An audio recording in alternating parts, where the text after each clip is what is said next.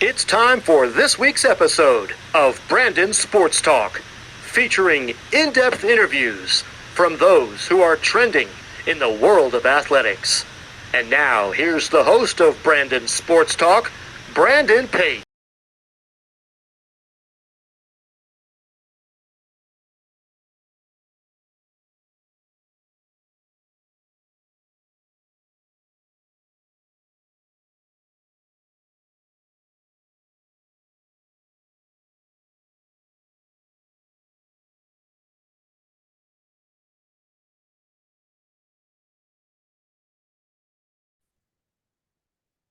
Welcome back to Brandon Sports Talk. In today's episode, I have the privilege to interview the McKendree University Bobcats water polo head coach, Coach Colleen Lischwe. How are you doing today?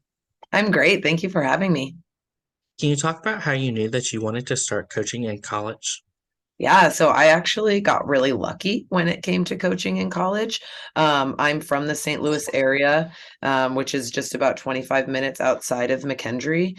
And I was already coaching club, coaching high school, had a, regular 9 to 5 job. And when the university announced that they were going to be adding water polo, I knew the coach that they hired and I reached out and asked, do you need an assistant? Do you need a graduate assistant? How can I get involved more? I started realizing that I liked spending so much time on the pool deck, not so much as an athlete anymore, but as a coach, and sharing my knowledge and what I could continue to contribute to our sport became really important to me. So I really, as soon as I got the opportunity to come in and be a graduate assistant, it kind of felt like home to me. And this is where I'm supposed to be, coaching water polo, being around sports, being around people that are so passionate about the sport, just like I am. So yeah, I really got pretty lucky and didn't necessarily know that this was the route that I wanted to take. But when it came time that it was available to me, I jumped on it, and it's definitely worked out for me so far. What was your collegiate water polo career like, and what was it like going to college to compete in water polo? Yeah. So like I said, am from St. Louis. Up until just this past year, there was no girls water polo at the high school level. So I played boys water polo all through high school. I was involved in USA water polo, and it was the zone team back in my day, but now, the regional teams was pretty much the only girls or women's water polo experience I had up to that point. So when I got to college, I went to Marist College, a Division I school up in Poughkeepsie, New York. Once I got there, it was a pretty solid adjustment for me. Water polo isn't or hasn't been that big in my region, so it was an adjustment for me to learn exactly what was needed, the hard work that would be behind what I was going to be putting in. It's not just hopping in and playing polo every day. It's a lot of swimming, a lot of technique, a lot of skill work, and that builds up to a good, solid team. And I was lucky to be a part of a team that pushed and worked really hard, had a good team culture, and we were able to play in a couple national championship tournaments. And when I was done at Marist, I couldn't get rid of the itch. So that's what kept me playing and coaching. What was that feeling like getting to put on that cap for Maris? It was very, very cool. Not a lot of people have the opportunity to play any sport at the collegiate level, especially a sport like ours, which is there are significantly fewer opportunities at the college level. So I definitely felt like the work that I had put in leading up to my college career was well worth it. The work that I had put in once I got to college was well worth it. And when I finally got to put on the cap and compete for the first time at the Division I level with my college teammates, it felt truly like something that I had worked for a very, very long time. Of course, as a water polo player, what was it like going to not just one national championship, but two national championships? It was wild. The very first year when I went, we were at Stanford, and I just remember playing outside in this big, arena style pool, cameras coming over us, cameras around us, and it was, relatively intimidating. I had never played on a stage that big before. And then, my second year, maybe it felt not necessarily a little bit more natural. You're always very excited and anticipatory of playing in these big tournaments, but again, not a lot of people have the opportunity to play collegiately in any sport, and even fewer have the opportunity to play in a national championship tournament. So that is a memory and an accomplishment that I definitely cherish. Of course, as you talked about it in your first national championship, what was that feeling like getting to compete against Stanford as a big time program? Yeah, it was definitely a little bit intimidating. We were 100% prepared. We had the opportunity to train at a high level, compete at a high level prior to these tournaments. But it's definitely a different setting when you hop in the pool and your opponents are Olympians. Your opponents are some of the top players in the entire world, not just the country, and not just in, college sports, but we have had the opportunity to play against some great water polo players. And whether you're getting beat up a little bit or beaten up on somebody a little bit, you're definitely going to take away a lot of growth from those tournament situations. Of course, during your time, what was that like as a college athlete getting to compete against some of those Olympians that were just like your age, around your age? So motivating. I am a person that really strives for perfection, and I know that that's not something that is necessarily doable for anybody, Olympian or not, but it definitely motivated me to push harder, to work harder, not to allow myself to get beat by anybody, Olympians included. I recognize that striving for excellence is number one, and striving for greatness is number one, and you have to do that with a team. And seeing these really high level teams compete against my team, and my team being one of the high level teams, gave me the perspective of you're constantly working, you're constantly grinding. You think you work hard now, it's going to be even harder tomorrow. But that's how those athletes got to the Olympic stage, and that's something that I would like to continue following along. They're setting an example for us. How was it like obviously getting started in coaching and first coaching on the high school level? So I actually went to Kirkwood High School where I started my high school coaching career. So it was a very cool full circle moment for me when I came back from Marist and was approached by my high school coach to kind of assist him as his assistant coach to both the varsity and the JV programs. And over time, I got to share some of my knowledge, share some of the drills. It was super cool to have the opportunity to coach alongside somebody that coached me and somebody that I see as my water polo mentor and really brought me into this world. So slowly, as I started taking over that program and became the head coach, I feel like I had a big arsenal in my pocket of experience, and it was very cool to be able to apply that arsenal at the same school that I went to. How was that experience like, obviously, as you just said, when you took over the program of your high school and you got to coach your high school as a head coach?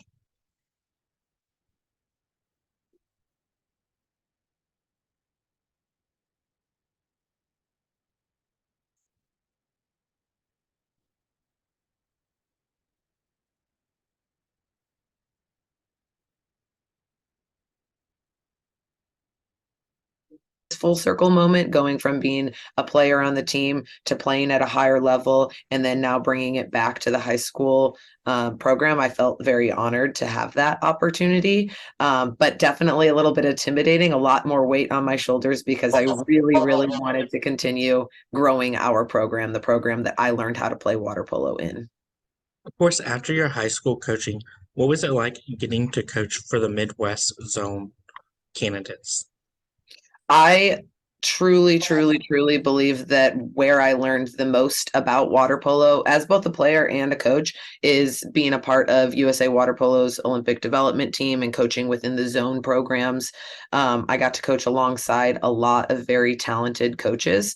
I've taken away so much notebooks and notebooks and notebooks full of information and learning. And, I'm one of those people that will stand behind a bench and write down everything a coach says or an athlete asks. Because that's going to make me better at my job. And so I think that is an experience that, I got to continue to empower student athletes, but I also got to continue to empower coaches and athletes of our sport in the Midwest that were able to really, you don't have a ton of opportunities in the Midwest, and getting to be a part of that helped me to grow and also helped so many athletes to grow. It was huge for me. How was that experience like, obviously coaching the developmental team for the Team USA and one day obviously seeing them make the national team? It is so fun to see a student athlete be coached, given feedback, make an adjustment, and all of a sudden that light bulb goes on and it clicks and it makes sense. And all of a sudden, maybe they're getting those stops that they weren't getting before, or putting the ball in the back of the net, and they might have been just narrowly missing it prior. I think that seeing all of those little improvements that end up creating such big improvements and put somebody from the Midwest zone, or any zone really, onto the national team and playing on an even bigger stage is really rewarding for both a coach and a student athlete. It is my goal to give everybody a water polo experience that they love, to give everybody the opportunity to do something that they're super passionate about at the highest level possible. And so seeing all of those little adjustments over time building up, allowing athletes to get to that big national team stage is huge. Of course, how did you take what you learned from Team USA to getting the head coaching job at McKendree? So, yeah, that's a tough one. Like I said, I write everything down. I spend so much time on professional development, not for any other reason than I love water polo. So having the opportunity to pick up all of those things that I learned from very high level coaches, from seasoned coaches, from NC2A and USA water polo coaches, really built my arsenal of, my coaching handbook, those drills that I'm going to bring into practice every day, those swim sets that I'm going to bring into practice every day, the attitude that I'm going to bring into practice every day. It helped me recognize how I need to elevate my own development so that I can help develop other athletes at a higher level at a quicker rate. How was it like first coming out and becoming an assistant for McKendree before taking that jump to become the next head coach? I had a pretty unique experience leading into my McKendree career and where I'm at right now. But I was really lucky to have a handful of different coaches that I worked with that could teach me the speed of the game. And in the college, at college water polo, it's definitely a faster game than something that you would do at the high school level, and even often at the regional USA water polo or ODP level. So I was lucky to have a lot of coaches by my side that supported me. It was intimidating, elevating yourself from a high school club level coach already training and playing with really solid athletes. And now we're stepping it up once more. You want to make sure you're on your A game all the time. So while it was a little nerve-wracking, it was fun. I had coaches around me and athletes around me that were willing to learn and willing to be patient while I figured it out. And I think that's what's led to a lot of success following that. How has it been like, obviously being announced as the next head coach and obviously taking that pool deck for the first time as a head coach? It was unexpected. I went into my career at McKendree thinking that I was going to be a graduate assistant there for 2 years and then moving on to the next thing, whether it was coaching elsewhere or not. And slowly but surely, I went from graduate assistant to assistant to head coach. And again, in a very quick period of time, it allowed me to learn under pressure right away.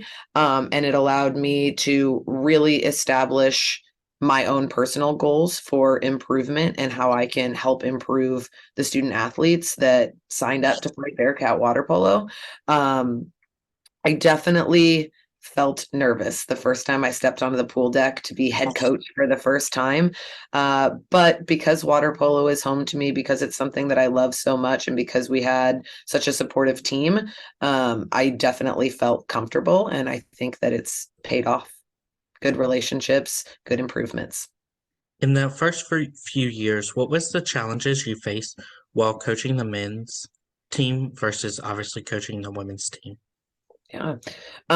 Both of our programs went through a lot of change in very, very quick time. The program began in 2016, 2017, and I was named the interim head coach in February of 2017. So our women immediately had two different coaches. Our men went through head coach number one in year one, head coach number two in year two, head coach number three in myself in year three.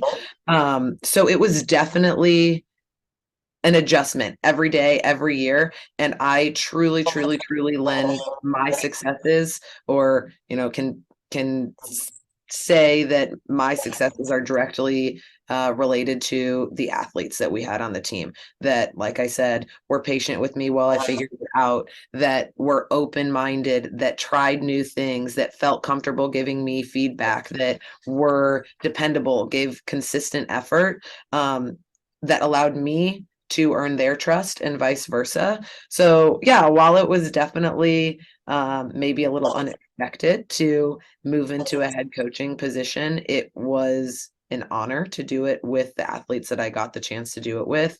And I think they really helped us build a strong foundation and culture for the programs. Was that 2018 season like that successful season as a first-year head coach? It was amazing. The 2018 season for my men was probably my favorite season. My first year as a head coach, we came in with 18 freshmen. We were still a young team, only year three of the program, and we had a ton of fun. We got to know each other really well, lots of good team bonding, lots of fun experiences as a group.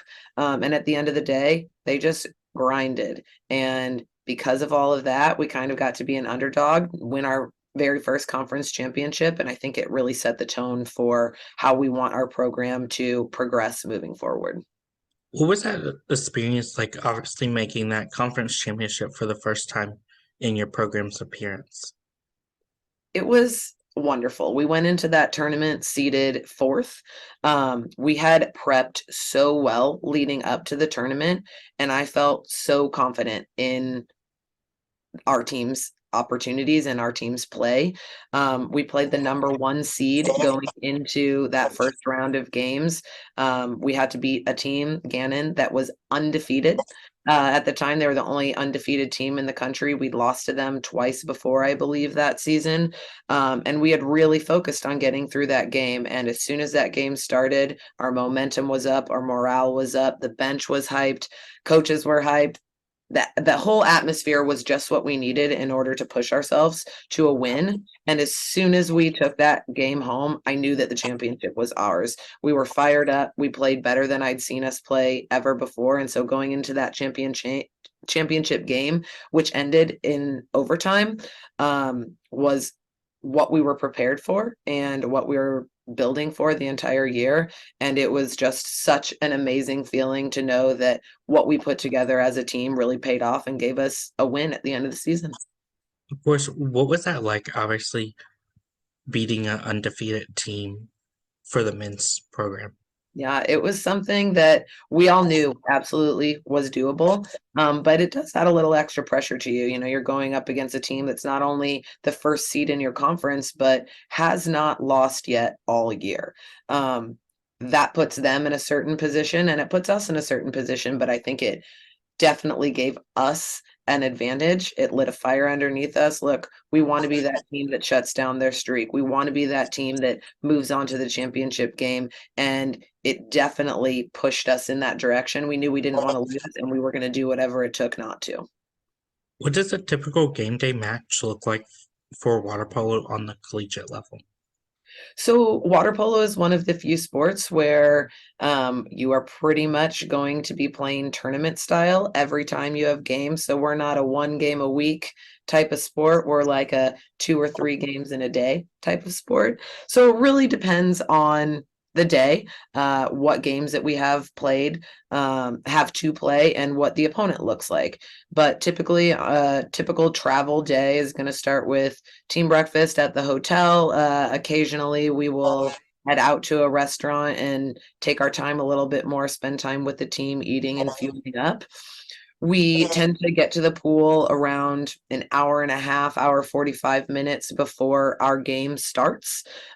We find a nice quiet place, have a good team huddle where we go over our offensive, defensive, power play, 5-man and counterattack goals for the game.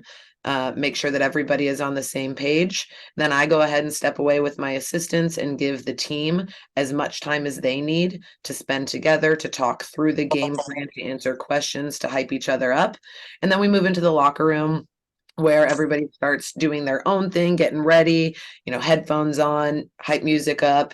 We'll spend some time stretching on the pool deck, and we're usually in the water about 50 minutes prior to game time for a good heart rate swim, and then heavy warm up, lots of legs, lots of skills, passing, shooting, getting everybody good to go. Everybody has a chance in the water.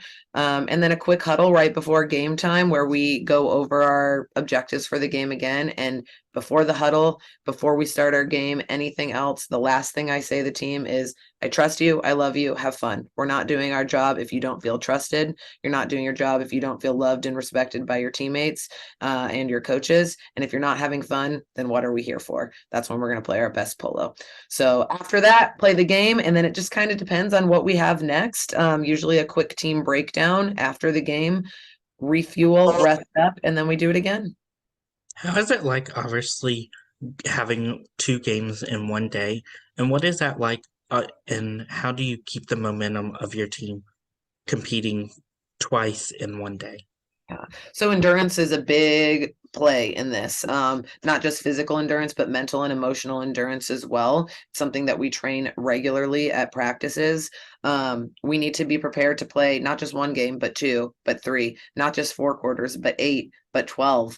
And so that's something that our athletes are used to really from the time that they are young and begin playing this sport at a competitive level. It definitely takes a lot of mindfulness, and it takes a lot of positive self-talk and self-reinforcement, holding teammates accountable and making sure that everybody is a part of the process and understands that this is a team sport. We have to power through game 1. We have to take care of our bodies. We have to take care of our minds so that we can get through game 2. Knowing that we might have to make some big adjustments in very little time between game 1 and game 2, or between game 2 and game 3. And the more we can inspire, motivate, and stimulate our brains and our bodies in between those games, we're usually in good shape. We're certainly going to get tired. But if we can train it in games, we can train, or I'm sorry, if we can train it in practices, then we're ready to go in games. How's it like, obviously, as a head coach, being on that pool deck leading your team? It's so fun. I wish everybody could experience what we coaches get to experience on game day. There is nothing better than seeing your team hyped up, feeling prepared, taking advantage of this opportunity that a lot of people don't get. And then seeing them apply the game plan, seeing them apply the system of play, seeing them apply the fact that they are proud to be Bearcats in the uniform that they're in with the team that they are with. There's really nothing better. I love nothing more than to be able to sit down and before a game, watch the team warm up, watch them interact, watch them hype each other up. And you can usually tell right away if the way they warm up, if the way they interact with each other is going to be a benefit in the game. Win or lose on the scoreboard, I think we are in a good position to have a lot of success in our games because we are so family oriented and do focus on having fun and taking it seriously. There's really nothing better. I love game day. Who are some of the teams that are in your conference that you compete against? So our women's team is in the Western Water Polo Association. It is beside McKendree, Gannon, Salem, Mercyhurst, all on the East Coast, Biola, CSU East Bay, and CSU Monterey Bay, and then Fresno Pacific, all on the West Coast, obviously. So we are traveling West and East Coast for our women's team. We do the same on the men's team. In the past, we have been a member of the Collegiate Water Polo Association. We typically are playing Gannon, Mercyhurst, Salem. Also in our conference this year, we're a handful of Division I schools, Fordham. We had the Naval Academy, we have Bucknell, we have George Washington.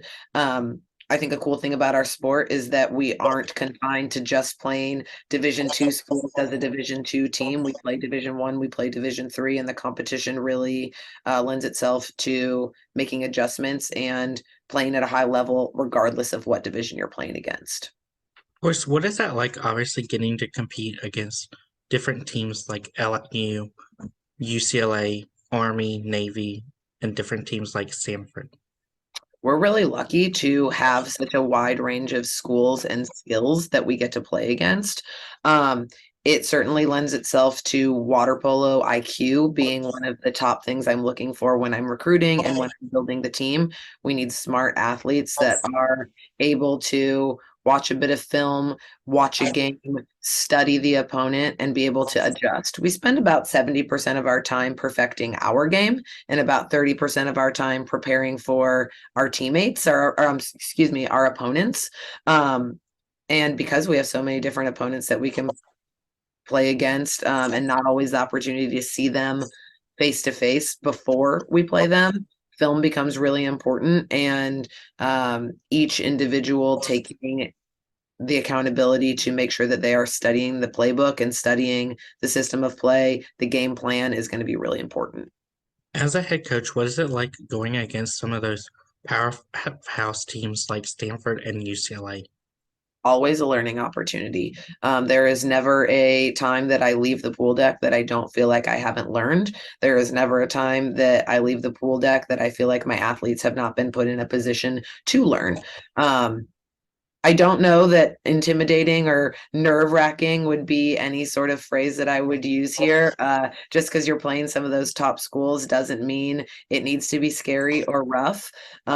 You're always going to grow from those tough games, and we want wins in the water, not just on the scoreboard. And one day, you're going to catch your team on their best day. You're going to catch another team on their worst day. You're going to force a team into their worst day. And I think that giving ourselves the opportunity to play high level teams regularly lends itself to allowing us to build a lot more in our arsenal that can force other teams to have a bad day.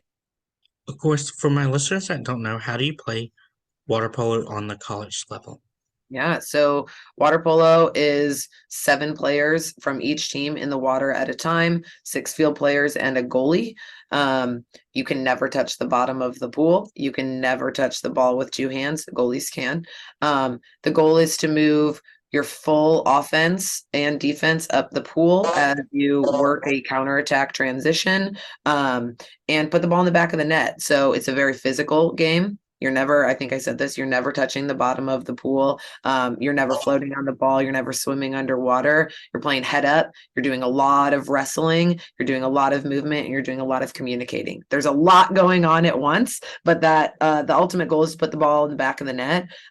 Defense's goal is to be as creative as possible and as suffocating as possible to disallow that from happening. What does the recruitment process look like for prospective student athletes, and what do you look at in those prospective student athletes when on the road? We spend a lot of time recruiting. Every school is going to do it differently, but we are on the road at tournaments very frequently. We do a lot of COVID has lent itself to this wonderful Zoom platform. And I do a lot of face-to-face conversations now with athletes that maybe I would be only speaking on the phone with or emailing with. And that has allowed me to get to know my student athletes or my potential student athletes a lot better.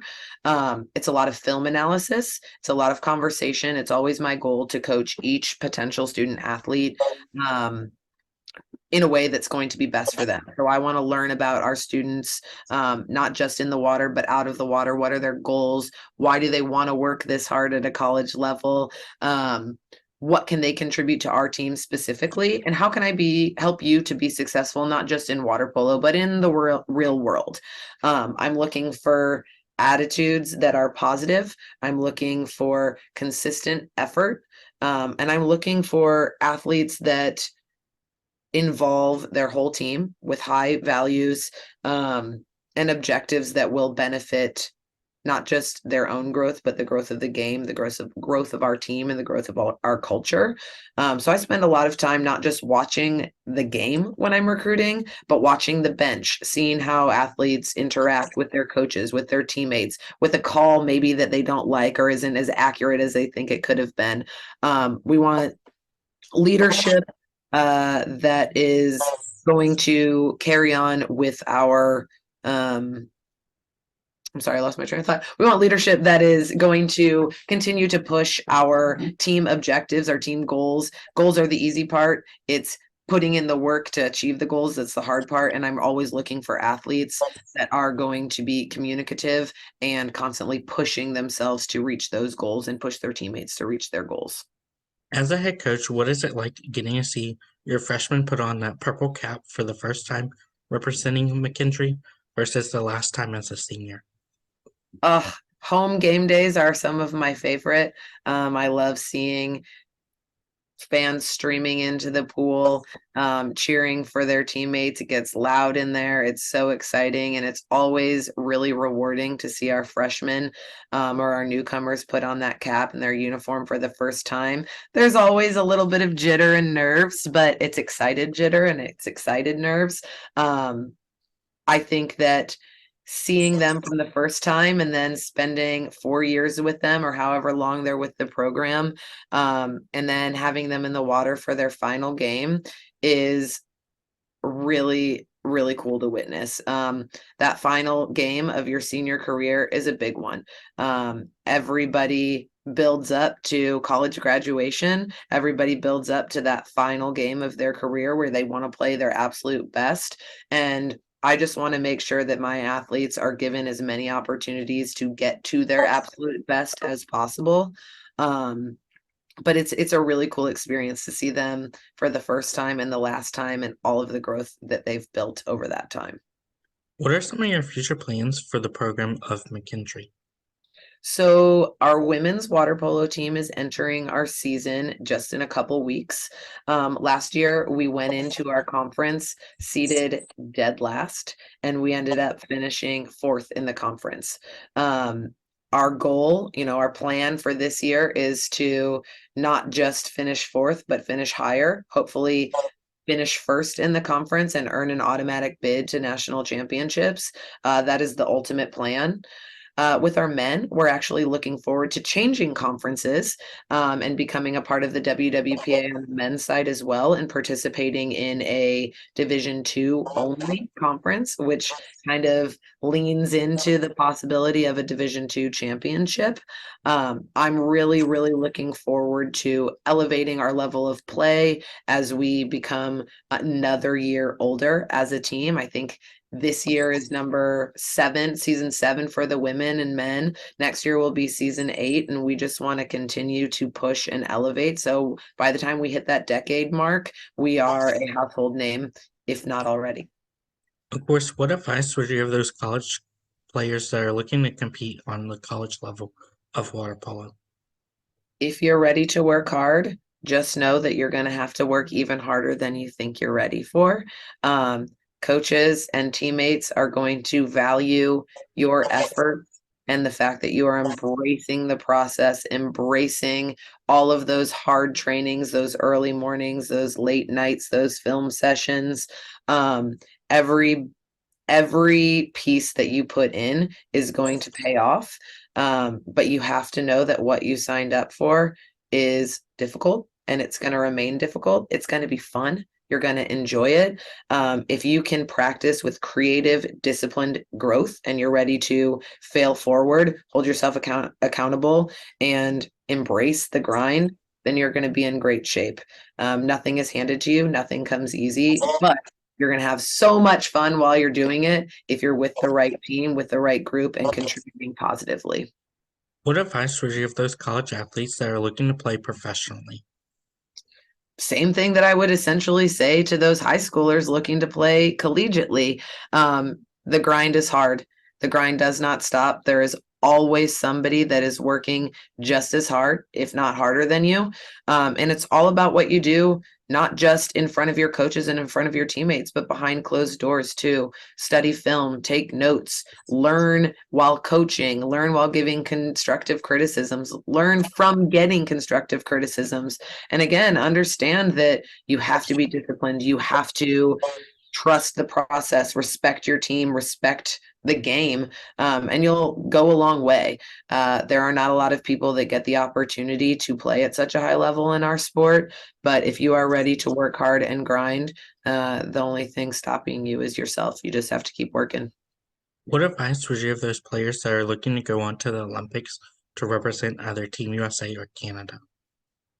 I think that, again, I would say just about the same thing. Put yourself out there. Don't be scared to ask questions. Don't be scared to, put in some extra hours in the pool or in the gym. Make sure you're taking care of your body. It's not just being in the water. It's not just what you're doing when your coaches ask you to do it, but about hydration. It's about sleep. It's about mindfulness and ensuring that everything that you do progresses you as a water polo athlete, but also progresses you as a human being. You are nothing if you don't have the opportunity to be yourself.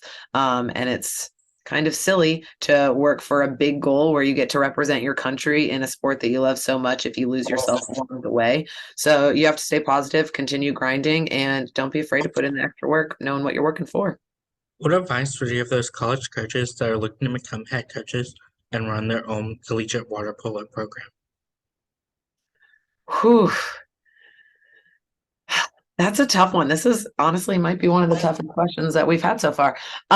This is a job that is so rewarding, but it is so hard. You are working not just to help individuals grow into young men and young women ready to step out into the real world, but you're also working to constantly improve your own water polo IQ, your own opportunities for growth so that you can set a good example. And you have to know the amount of work that goes into this. This is not a 9-to-5 job. This is far more than a 40-hour-a-week job. You have to love the sport and be enthusiastic about the sport and enthusiastic about team building to find success. And then you have to lead with culture. The first thing you do is build a good culture, a good foundation for your team, and it's going to lend itself to a lot more success. But just like I would say to the athletes, coaches, you got to be ready to grind too. Give it your all. That's great advice. Where can my listeners find McKendree Water Polo on social media and you on social media? Fantastic. I personally am not using social media, but we are on both TikTok, Twitter, and Instagram. Our Instagram is at McKendree Water Polo. Every handle is different, unfortunately. That's my own fault because I'm not good at social media. Our TikTok is MCK Water Polo. And our Twitter is McKendree_polo. We are very active on all platforms. Our assistant coaches do a really great job engaging their audiences on all of these platforms. We have a lot of fun doing these, so please check it out. Thank you again, Coach Colleen, for your interview, and best of luck in your future as the head coach for the women's and men's water polo at McKendree. Thank you so much. I appreciate you having me. You can find Brandon Sports Talk on Facebook at Brandon Sports Talk, Instagram at Brandon Sports Talk, Twitter at Talk_Brandon, and you can find me on YouTube at Brandon Sports Talk. Don't forget to like, comment, and subscribe. Thank you again for your interview, and best of luck in your future. Thank you. You've been watching Brandon Sports Talk. Please feel free to like, share, and subscribe to Brandon Sports Talk on social media and on YouTube.